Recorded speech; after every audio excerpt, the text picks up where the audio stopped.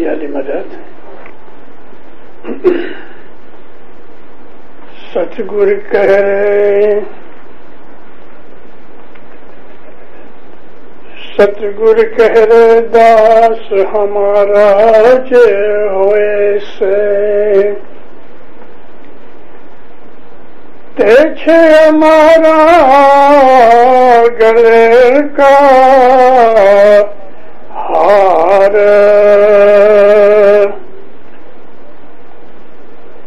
تین گلے کا ہار کرینے راکھشوں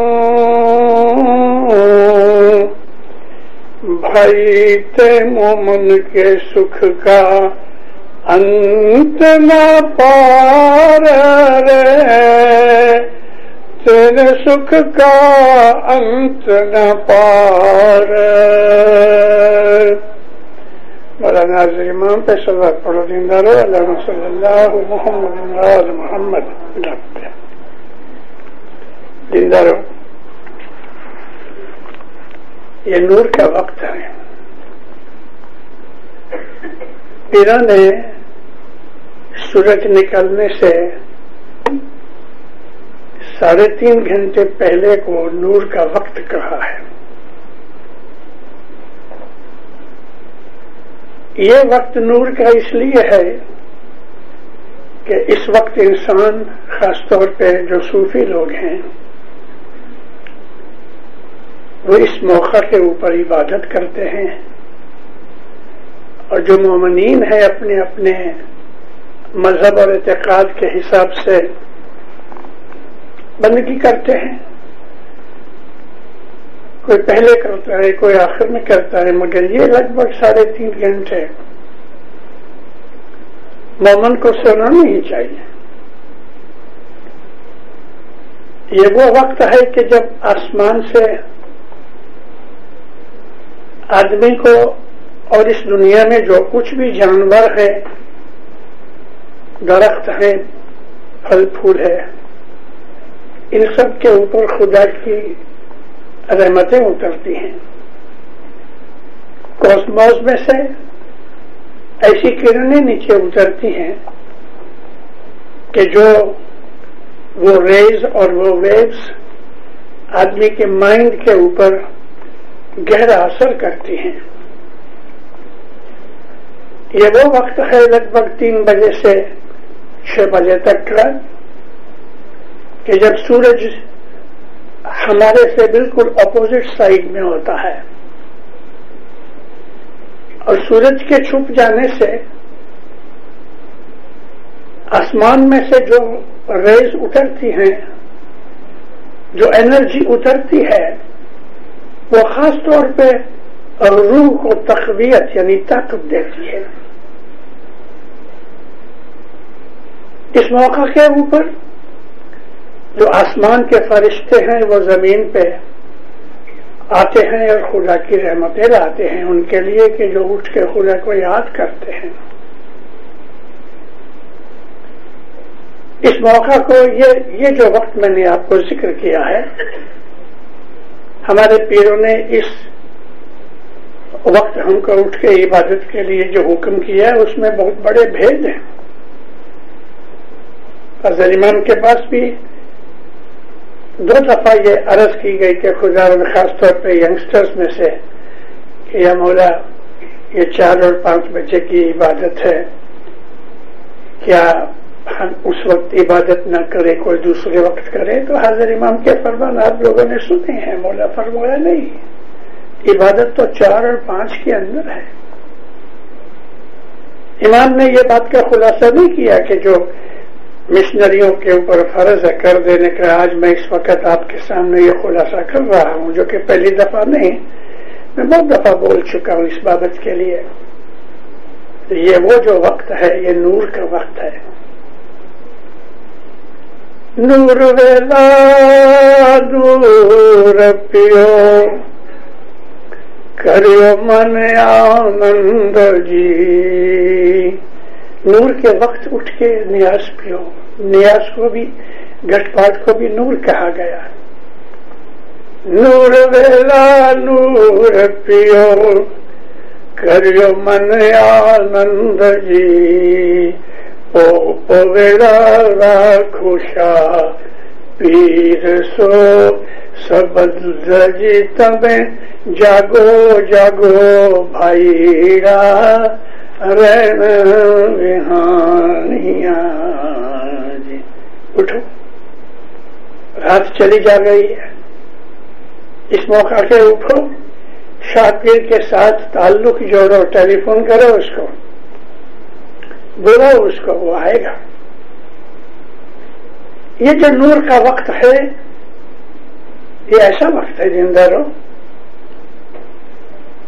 कि वो जानवर के जो रात को जागते हैं, मिसाल के तौर पे कुत्ते हैं,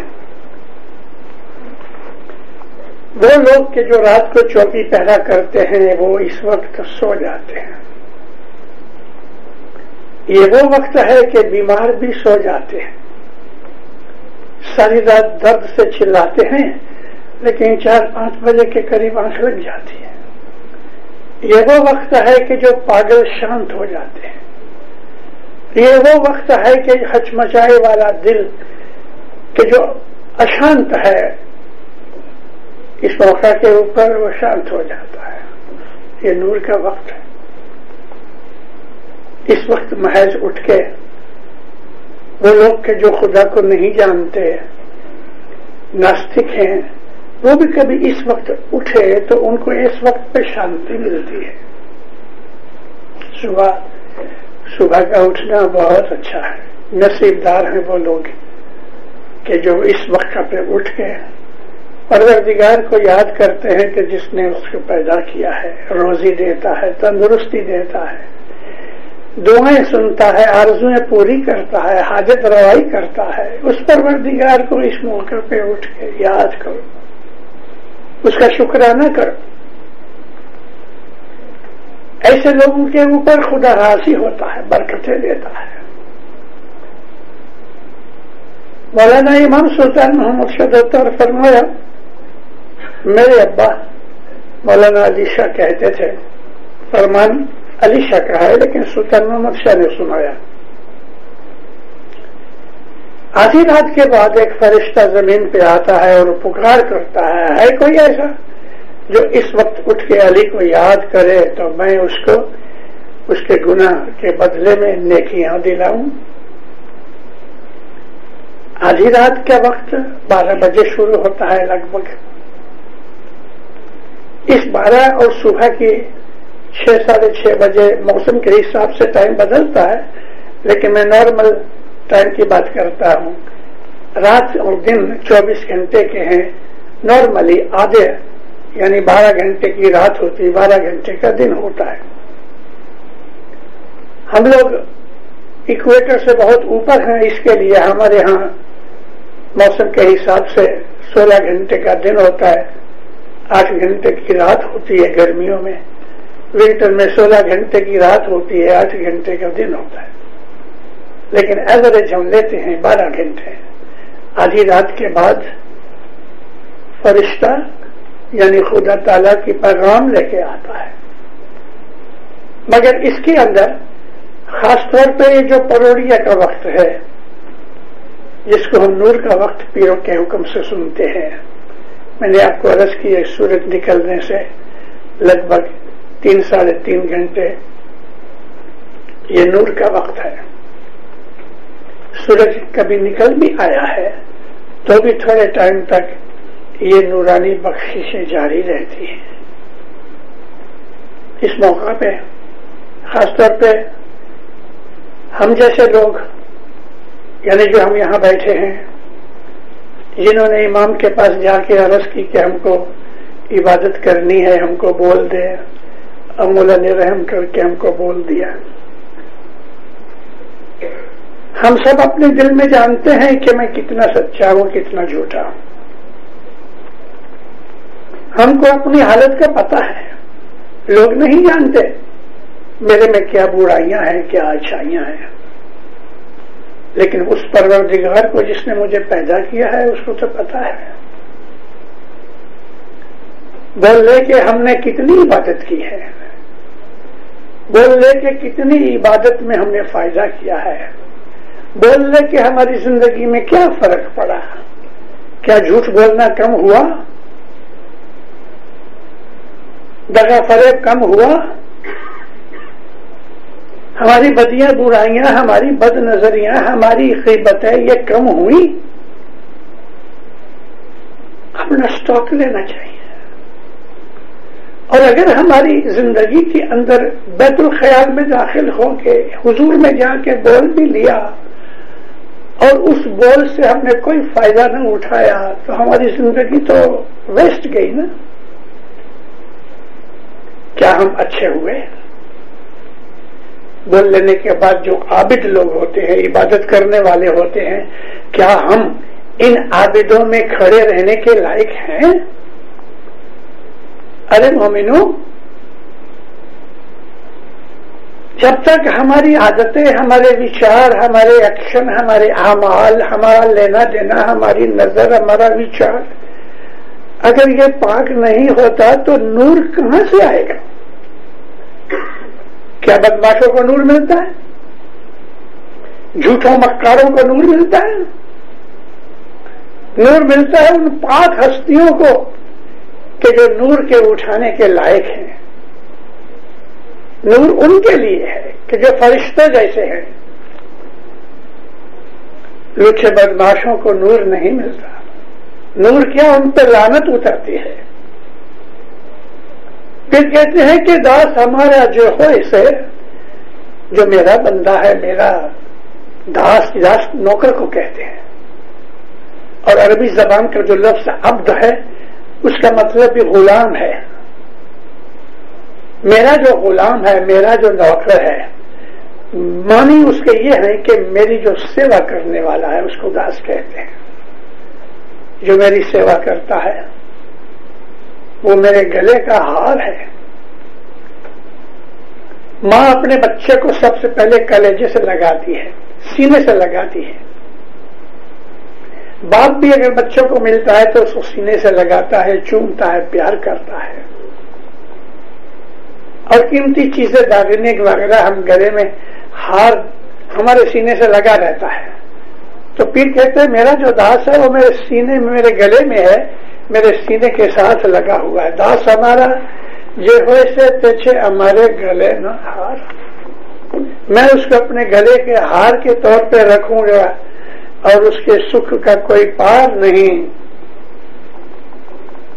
اے مومنو، کون سی ایسی چیز ہے کہ جو پیروں نے ہم کو نہیں بتائی؟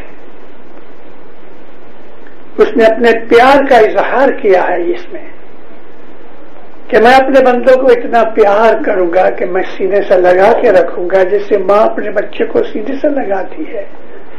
ہار پہنتا ہے آدمی، ہار سینے سے لگا رہتا ہے. مگر کون کہ جو نور کے پانے والے ہیں؟ ہمارے عمل سارے اچھے ہونے چاہیے، ہمارے خیال پاک ہونے چاہیے. جب تک انسان کے خیال پاک نہیں ہوتے اس کو نور کا پانی نہیں ملتا. دن اور رات جو خدا کے بندے ہیں وہ اس کے ساتھ لو لگائے رکھتے ہیں، وہ اپنی اس جدائی کو محسوس کرتے ہیں. امام سلطان مرشد عطا فرماتے ہیں آرام سے بیٹھ کے یہ وچار کرو کہ تم کہاں سے آئے. کچھ بھی ہستی نہیں ہوتی. ماں کے پیٹ میں سے 9 مہینے کے بعد بچہ نکلتا ہے. پہلے تو دنیا میں نہیں تھا، وہ کہیں نظر نہیں آتا تھا، بس خدا نے اس کو بھیج دیا. بالکل اسی طرح سے جب وہ مر جاتا ہے قبر میں دفن کر دیتے ہیں، اس کے بعد پھر کبھی نظر نہیں آتا. نہ موت سے پہلے نظر آتا ہے، یعنی جنم سے پہلے، نہ موت کے بعد نظر آتا ہے. تو یہ کہاں سے آتا ہے اور کہاں چلا جاتا ہے؟ میں بدن کی بات نہیں کرتا، جو کہ ہے بدن، کیونکہ بدن روح کو اندر کنٹین کرنے کے لیے ہے. ایک جیو ہے، خدا نے اس کو بھیجا، باپ کے سپرم میں سے ماں کے پیٹ میں گیا، آستے آستے آستے بڑا ہوا. ایک خیال کرو کسی دن ایک چھوٹا سا کیڑا جو آنکھ سے نہیں دکھتا، امام سلطان محمد صلی اللہ علیہ وسلم فرماتے ہیں کہ تم عالم ذرہ میں سے آئے ہو، یہ سپرم ہے، یہ ذرہ ہے. اس کو کس طرح خدا پیدا کرتا ہے اور کس طرح سے ہاتھ منہ بنتے ہیں، ناخن بنتے ہیں، انگلیاں بنتی ہیں، کان بنتے ہیں، کون سی چیز اندر ہے، اس کے ماپ سائز، اس کا جو بلو پرنٹ ہے وہ اس کے ساتھ اندر ہے. یہ اتنا لمبا ہوگا، اتنا چوڑا ہوگا، اتنا وزن ہوگا، ایسی آنکھیں ہوں گی، ایسے کان ہوں گے، اتنے لمبے پاؤں ہوں گے، انگلیاں ہوں گی. یہ ڈیزائن کون بناتا ہے؟ کبھی انسان بیٹھ کے سوچے کہ بھلا میں کیا تھا، کیسے میں پیدا ہوا؟ اور پھر باہر آتا ہے، وہ اپنے آپ کو دیکھ نہیں سکتا، کسی چیز کو اٹھا نہیں سکتا، سمجھتا کچھ نہیں. آستے آستے دیکھو تو صحیح انسان کی پیدائش کیسی خدا نے کیا ہے. محتاج ہے، ماں کا باپ کا محتاج ہے. دودھ پلاوے تو پیے، وہ خود اٹھا نہیں سکتا، دوڑ نہیں سکتا، چل نہیں سکتا، بیٹھا ہے، سویا ہے. یہی وہ ہے کہ جو آستے آستے آستے آستے آستے بڑا ہوتا ہے، 6 فٹ کا جوان بن جاتا ہے. اللہ تعالیٰ نے قرآن شریف میں نمرود کا ذکر کیا ہے. حضرت ابراہیم علیہ السلام کے زمانے کے اندر نمرود بادشاہ تھا، کافر تھا، خدا کو نہیں مانتا تھا، بلکہ کہتا تھا کہ میں خدا ہوں. مولانا رومی نے اس کو بڑے اچھے طریقے سے اپنی شاعری کے اندر ذکر کیا ہے. میں آپ کو اس کا جست بتاؤں، وہ سمجھنے جیسی چیز ہے. ایک دفعہ ایک چھوٹی سی بوٹ، تھوڑے سے آدمی تھے، چلی جاتی تھی. یکایک طوفان آیا. اللہ نے ملک الموت کو کہا کہ دیکھ ابھی اس عورت کو، ادھر ایک عورت تھی، یا فلانی عورت کو ابھی بچہ پیدا ہوگا. جب یہ بچہ ہو جائے تو ایک دن کے بعد یہ کشتی کو، یہ بوٹ کو دبو دینا، سب کو مار ڈالنا، ایک پلینک کے اوپر، لکڑی کے تختے کے اوپر اس بچے کو رکھ دینا. کانپنے لگا، کہتے یا اللہ، بر سمندر، اور اس سمندر میں ایک دن کا بچہ اکیلا تختے کے اوپر، تیرا یہ کام نہیں، حکم مانو. ہم حکم تو مانتا ہی تھا، لیکن اس کو بہت پریشانی ہوئی. پس طوفان آیا، سب کو مار ڈالا. اس ایک دن کے بچے کو ایک لکڑی کے تختے پہ رکھ دیا، سب تو مر گئے، ڈوب گئے. یہ تختہ آستے آستے آستے کنارے پہ پہنچا. کنارے پہ ایک شیرنی، ٹائگرس، اپنے 2 بچوں کے ساتھ کھیل رہی تھی. اس نے دیکھا اس بچے کو، حکم کیا خدا نے، جاؤ اس کو اٹھاؤ اور اپنا دودھ پلاؤ. شیرنی ٹائگرس اس بچے کو اٹھا کے لے گئی اور ایسے طریقے سے بیٹھی کہ اس کے تھن اس بچے کے منہ میں آئے، اور قدرت خدا کی بچے نے شیرنی کا دودھ چوسنا شروع کیا. یہ پروردگار ہے، پروردگار. اس کی حکمت ہے، اس کی طاقت کو کوئی نہیں سمجھتا. دودھ پی کے درختوں کو حکم کیا، جو کولے کولے گرین پتے، گرین پتے گرتے نہیں، لیکن حکم کیا، درختوں نے گرین پتے نیچے پھینک دیے. اس کا بیڈ بنایا ہوا نے. شیرنی نے اس بچے کو اٹھا کے اس پتوں کے نرم نرم بیڈ کے اوپر سلا دیا. جب خدا کی باتیں انسان سنتا ہے یا سمجھتا ہے یا پڑھتا ہے، تو اس کو اس کی بڑائی، اس کی عظمت کا پتہ لگتا ہے کہ خدا کون ہے، اور عبادت کرنے والوں کو یہ جاننا چاہیے کہ خدا کون ہے۔ یہ بچہ شیرنی کا دودھ پی کے بڑا ہوا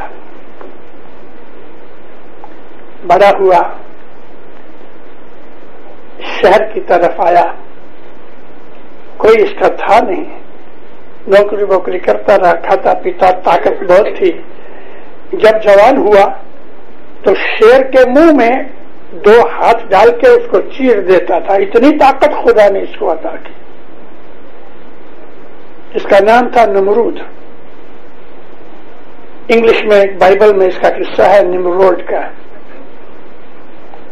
یہ اپنی طاقت کے حساب سے بادشاہ بن گیا، لمبا چوڑا بھی بہت تھا، بہت طاقت والا تھا۔ سب لوگ سجدہ کرتے تھے، کہتے خدا میں ہوں، کیونکہ اس کو خدا نے بڑی طاقت دی تھی، بڑا ہوشیار بھی تھا۔ خدا بتانا چاہتا ہے کہ میں کیا ہوں، کون ہوں اور کیسے ہوں، اور انسان کیا ہے۔ بادشاہ بن گیا، اپنے آپ کو خدا کہنے لگا، اور پھر آہستہ آہستہ اس بڑائی کی وجہ سے اس میں ظلم پیدا ہو گیا، ظلم کرنے لگا، چھوٹی سی بات کے اوپر سزا دے دیتا تھا۔ اس کے زمانے کے اندر حضرت ابراہیم علیہ السلام پیدا ہوئے، اور ابراہیم علیہ السلام جب خدا کی باتیں کرتے تھے اور کہتے تھے کہ یہ خدا نہیں ہے، تو اس کو بہت غصہ آیا، بلایا حضرت ابراہیم علیہ السلام کو۔ میں لمبی چوڑی بات بہت لمبی ہو جائے گی، اس کے لیے میں آپ کو شارٹ میں کہتا ہوں کہ آخر غصے ہو گیا، ابراہیم علیہ السلام کو آگ میں پھینکا۔ ابھی آگ بس جلائی گئی، بہت بڑی آگ جلائی گئی، تو آگ میں پھینکے کون؟ تو اس گوفت بنائی، جس طرح 4 رسیاں لے کے اس کے اندر چھوٹی سی جگہ بنا کے اور اس کو پھرایا جائے، وہ پھرتا رہے، پھر اس کو چھوڑ دیتے۔ تو اس طرح گوفت کے ذریعے سے حضرت ابراہیم علیہ السلام کو یوں گھماتے رہے اور ٹائم پہ آیا چھوڑ دیا، تو حضرت ابراہیم آگ میں گر گئے۔ خدا کے نبی تھے، پیغمبر تھے، رسول تھے، جیسے ہی آگ میں پڑے آگ پھول بن گئی، گلزار بن گئی۔ باہر آگ ہے لیکن جہاں ابراہیم علیہ السلام گرے ہیں وہاں فوراً پھول بن گئے۔ ابراہیم علیہ السلام آرام سے گلزار میں بیٹھے ہیں۔ گلزار کہتے ہیں پھولوں کا ایریا۔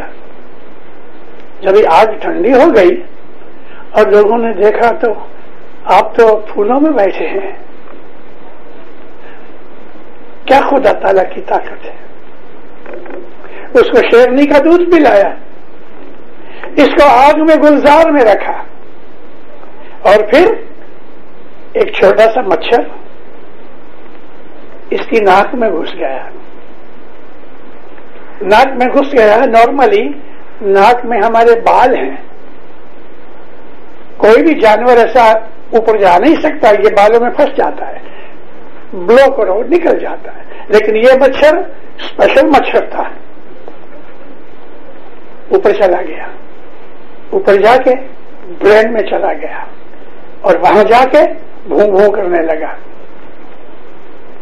اب اس کو سر دکھے، اتنا دکھے، مارے، جب یہ سا مارے مچھر ذرا ٹھہر جاوے، پھر شروع ہو جاوے، یہ مارے تو مچھر ٹھہر جاوے، یوں مارتا رہے، ہاتھ تھک گئے تو غلام کو کہا میرے سر پہ مارتے رہو۔ غلام مارتا رہا، وہ ہاتھ پورا نہ ہوا، کہا کہ چمڑے کا ایک دستہ بنا کے اس سے مارو۔ یہ مارتا اس کا بھیجا ختم ہو گیا اور نمرود مر گیا۔ یہ وہ نمرود کہ جو شیر کے منہ میں ہاتھ ڈال کے اس کو چیر ڈالے، ایک مچھر سے مارا خدا تعالیٰ۔ خدا کی قدرتیں بے حساب ہیں۔ میں نے یہ بات کیوں سنائی؟ اس لیے سنائی کہ کسی بھی طریقے سے، کسی بھی حالت میں کچھ بھی ہو جائے اپنے آپ میں مغروری مت کرنا. وہ پروردگار بہت طاقت والا ہے. کیونکہ ہم کس کی مغروری کریں, کس بات کی؟ بہت پیسہ ہے تو تمہارے سے زیادہ پیسے والے ہیں, بہت طاقت والے ہو تو نمرود سے زیادہ طاقت والے نہیں ہو. کسی بھی طریقے سے علم کی, خوبصورتی کی, طاقت کی, پیسے کی, کوئی عہدے کی, کوئی بڑائی کی, کوئی لاگور کی, کچھ نہیں. ایک مچھر جیسی ہماری حالت ہے, تجھ پرمان ہے. اس لیے یہ یاد کر کر کے کہ ہم کچھ نہیں ہے, وہی سب کچھ ہے, ہمارا سر دھوڑ میں پڑ جاتا ہے. عجز اور انکساری ہیوملٹی کے ساتھ اس کا نام آوے, سر جھکا دو, اس کو یاد کرو, اس سے ڈرو. ڈرو اس لیے کہ ایسا نہ ہوئے اور میرے سے ناراض ہو جائے. ڈر دو قسم کا ہے, ایک ظالم کا ڈر ہے, ایک پیارے کا ڈر ہے. ہم جس کو پیار کرتے ہیں اس سے ڈرتے ہیں, ظالم کے ظلم سے بھی ڈرتے ہیں, لیکن ان دونوں کے پیار میں فرق ہے. ظالم کا جو ڈر ہے وہ خوف ہے, مجھے مار ڈالے گا. پیارے کا جو ڈر ہے وہ یہ ہے کہ یہ میرے سے ناراض نہ ہو جائے. خدا کا پیار ایسا ہونا چاہیے. ہم خدا سے ڈرتے اس لیے کہ ایسا نہ ہو مولا میرے سے ناراض ہو جائے. اس سے ڈرو اور اپنی بدیوں برائیوں کو چھپا کے بلکہ دور کر کے اس سے عاجزی کر کے مانگو کہ یا مولا مجھے اچھا بنا, اے مولا مجھے اس لائق بنا کہ میں تیرے نزدیک آ سکوں. مجھے ایک بات یاد آ گئی. ہمارے ہاں بامبے میں بہت برس کی 70-80 برس کی بات کرتا ہوں, ممو سنگل نام کا ایک آدمی تھا, بڑا مالدار شخص تھا لیکن مولا کا عاشق. 6.5 فٹ کا آدمی, 400 رتوں کی, اور طاقت والا تھا. وہ وقت ایسا تھا کہ ہمارا جو کھڑک کا جماعت خانہ ہے یہاں اس وقت اسماعیلی بہت رہتے تھے. عورتیں, بچے, بوڑھے سب پاؤں سے اپنے جماعت خانے میں آوے. کوئی ناندی بھی لے کے آوے, کوئی ناندی لے کے جاوے. تو کچھ ایسے لچے بدماش وہ کبھی ناندی اٹھا کے لے جاوے, عورتوں کے پاکٹ چھین کے چلے جاوے. اس طرح سے اس کے کانوں میں خبر پہنچی تو ایک ڈنڈا لے کے درخانے جماعت خانے کے 3 جو آرچیز ہیں اس کے سینٹر کے اندر سول رکھ کے بیٹھا ہوئے. یہ کسی کو ایک تھپڑ مار دے تو وہ 2 گھنٹے تک بے ہوش ہو جاوے. ابھی ممو ادھر بیٹھا ہے اس لیے یہ لچے بدماش ادھر آوے نہیں کیونکہ ممو بیٹھا ہے. تو اپنے بال بچے بھائی بہن سیفلی جماعت خانے میں آوے, جماعت خانے سے جاوے. یہ اس کا کام. مالدار بہت تھا, اس کو کوئی طرح کی پرواہ بھی نہیں تھی, لیکن شراب پیتا تھا. شراب پیتا تھا, ادھر بیٹھا رہے, اوپر نہ جاوے اس لیے کہ شام کے وقت شرابی ہمیشہ شام کو نہ پیتے ہیں. یہ وہ وقت ہوتا ہے کہ جہاں شرابیوں کو طلب لگتی ہے. بیٹھا رہتا تھا لیکن جماعت کے بھلے کے بہت کام کرتا تھا. سخاوت بھی کرتا تھا, مدد بھی کرتا تھا چھپی, اور اس طرح سے بھی ہے شاریرک طور پہ جسمانی طور پہ بیٹھ کے جماعت کے خلاف میں کوئی بولے تو اس کے گھر چلے جا رہے. تو ہوتے ہوتے ہوتے امام سلطان محمد شاہ کے کانوں تک بات پہنچی. حاجی کمریا کو صاحب پوچھتے ہیں کہ یہ ممو کون ہے؟ کہ خدا یہ وہ فلانی فیملی میں سے ہے. اچھا دیکھو ہم کبھی ان کو ملنا چاہتا ہے. اچھا ایک آدھ دفعہ ایسا ملا تو اس نے حاجی کمریا نے کہا کہ بھائی ممو مولا تجھے ملنا چاہتا ہے. چھوڑیا شرابی کبابی اس کے حضور میں کون جائے. اس کو اپنی ہیوملٹی کا خیال تھا, یہ میرا مولا ہے اور میں گندا ہوں, شراب پی کے میں کیسے جاؤں. ایک دفعہ سلطان محمد شاہ داتر گھوڑا گاڑی میں نکلے वाड़ी से निकले दरखाने आते थे और हाजी कामड़िया ऊपर कोचमैन के साथ बैठे थे। दूर से देख के कहते खुदावन ममू सिंगल रास्ते में उधर खड़ा है, ऐसा हमारा गाड़ी खड़ा करो। दूर से किसी ने देखा ये उधर हाथ में बोतल थी, खड़े खड़े पी रहा था। ये जो डूंगरी के चार रास्ते जाते हैं भीमपुरा के नाके पे, जो मुंबई वाला वो समझेगा। तो ये हाथ में बोतल थी, पी रहा था, लेकिन कभी इसने गड़बड़ नहीं की, मस्ती तूफान कुछ नहीं किया। किसी ने कहा मामू, बोला जी गड्डी अच्छी थी। ओह, जाके उसने छुपे को बोतल को छुपा दिया, खुद भागा नहीं, लेकिन मुंह साफ सुफ करके ऐसा हाथ बांध के मुंह नीचे करके खड़ा रहा। मौला की गाड़ी आई, गाड़ी खड़ी की। हाजी कामड़िया बोले मामू मौला बुलाई था। हाँ नहीं, अच्छा, अरे मौला बुलावे और ना आवे, मामू मौला बुलाई था। हाँ नहीं, अच्छा।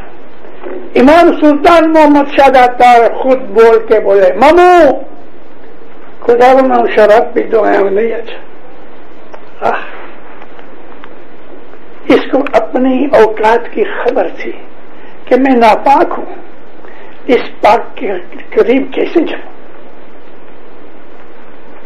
मौला राजी हुए। ये अदब है, ये रिस्पेक्ट है। हम तो शराब पी के जमात खाने घुस जाते हैं और तूफान करते हैं, क्योंकि हमें इस बात का एहसास नहीं कि हम कहां हैं और कौन है। मौलाना सुल्तान मोहम्मद शाह फरमाया कि तुम बैठ के अपनी औकात का ख्याल करो कि मैं कौन हूं, कहां से आया हूं। कुछ नहीं हो, यूं ही नथिंग में से चले आए हो। बूढ़े हो जाओगे, खाऊं खाऊं करोगे, एक दिन मर जाओगे, खाक में रुल जाओगे, नाम निशान मुझ जाएगा। चाहने वाले एक दो रात रोएंगे, भूल जाएंगे, कोई याद भी नहीं करेगा। क्या है इंसान, हमारी औकात क्या है? कुछ नहीं, धूल मिट्टी की तरह है। हाथ में मिट्टी लेके फूंक मारो, इस तरह इंसान की हालत है। मगर इस परवरदिगार की इस रहमतों वाले के नाम से हम लोग सब कुछ है, सब कुछ है। पीरों ने एक छोटी सी बात कही, देखो दीनदारों, मैं गिनानों की बातें हमेशा करता रहता हूँ, गिनान पढ़ता हूँ बाज़ दफा तो उसमें मैं डूब जाता हूँ। ऐसी ऐसी चीजें पीरों ने ऐसे ऐसे तरीके से हमको बताई हैं कि कोई पागल है ना वो भी समझ जावे। पीर कहते हैं ए लकड़ी शक्ल शरीर करो, लकड़ी उसको शक्ल बनाओ शरीर की। मिस्री संगलार, यहां वो चीज आप समझ नहीं सकोगे क्योंकि नहीं बनती। इंडिया पाकिस्तान के अंदर एक प्याले में शक्कर को बॉयल करते हैं, खंड को। जब वो अच्छी तरह से पिघल जाती है तो एक प्याले के अंदर उसको डालते हैं और बीच में एक लकड़ी रखते हैं, तो लकड़ी से वो पकड़ी जाती है। तो पीर कहते हैं कि ये जो लकड़ी उसके अंदर है शक्कर के साथ मिली हुई, लेकिन जब भी बेचे जाते हैं तो लकड़ी का भाव भी शक्कर के भाव का है। हालांकि लकड़ी फेंक देते हैं, लेकिन उसका जो वजन है, चाहे वो 1 ग्राम हो कि 2 ग्राम, लेकिन उसकी कीमत शक्कर के बराबर होती है। बाद में लकड़ी फेंक देते हैं। मतलब पीर कहते हैं कि गुरु तुम्हारा जो है ना वो शक्कर है, तुम लकड़ी हो। अगर गुरु की संगत में मिल जाओगे तो तुम्हारा भाव भी शक्कर जितना हो जाएगा। اس کے نام کے ساتھ سب کچھ ہے، اس کے نام کی زندگی ہے، اس کے نام کی موت ہے، اس کے نام کا سب کچھ ہے۔ جب ہم یہ سمجھ جاتے ہیں اور پھر ہم عبادت کرتے ہیں یہ سمجھ کے کہ وہ کون ہے اور میں کون ہوں، تب ہمارا سر نیچے ہوتا ہے اور اس کے پاؤں اور اس کے پاؤں کی خاک میں ہوتا ہے، اور پھر انسان باہر جاتا ہے، کوئی بڑی برائی کی بات آ جائے تو اس کو احساس ہوتا ہے وہ مجھے دیکھ رہا ہے، مولا مجھے دیکھتا ہے، وہ برائی نہیں کرے گا، وہ جھوٹ نہیں بولے گا، وہ بدمستیاں نہیں کرے گا، وہ چوری چکاری کے کام نہیں کرے گا، کیونکہ وہ جانتا ہے میں اس کے ساتھ ہوں، وہ میرے ساتھ ہے، ہم اس کے ساتھ ہیں نا۔ جب ہم مستی کرتے ہیں تو ہم کو چھوڑ کے چلے جاتے ہیں، لیکن جو داس ہے، جو مولا کا نوکر ہے، جو اس کو پیار کرتا ہے دینداروں، اس کو وہ اپنے کلیجے سے لگا کے رکھتا ہے۔ بیت الخیال کی عبادت میں یہ میری آج کی آواز آپ کو بہت کام آئے گی، کیونکہ جب تک ہمارے اندر ہیوملٹی یعنی کہ اپنے آپ کو نیچے گرا کے سمجھنا میں کچھ نہیں، یہ سمجھ نہیں آتی، تب تک انسان عبادت میں اوپر نہیں اٹھ سکتا۔ ہلکا بنے گا تو اوپر اٹھے گا، وزندار ہوگا، گناہوں سے بھرا ہوگا تو وہ اوپر نہیں اٹھ سکے گا۔ جیرے بھائی رے دھرمی تیجے دھرم وچار ورتے نے کئی نو سوجے جیرے بھائی۔ جو دھرمی ہے، وہ جو عابد ہے، وہ ہمیشہ عبادت ہی کی باتیں سوچتا رہتا ہے، دوسری باتیں اس کو یاد آتی ہی نہیں ہے۔ اے مومنو، ہم اس بات بہت ہی خوش نصیب ہیں، خدا تعالیٰ کا نور زمانے کے اندر جو موجود ہے ہم اس کو جانتے ہیں، ہم نے اس کو دیکھا ہوا ہے، اس کے قدموں میں ہم حضرت امام کی بیعت کر کے بول لے کے آئے ہیں، ہم بہت خوش نصیب ہیں۔ اس ہیرے موتی جواہرات کی قدر کر کے اچھی عبادت کرو، لیکن عبادت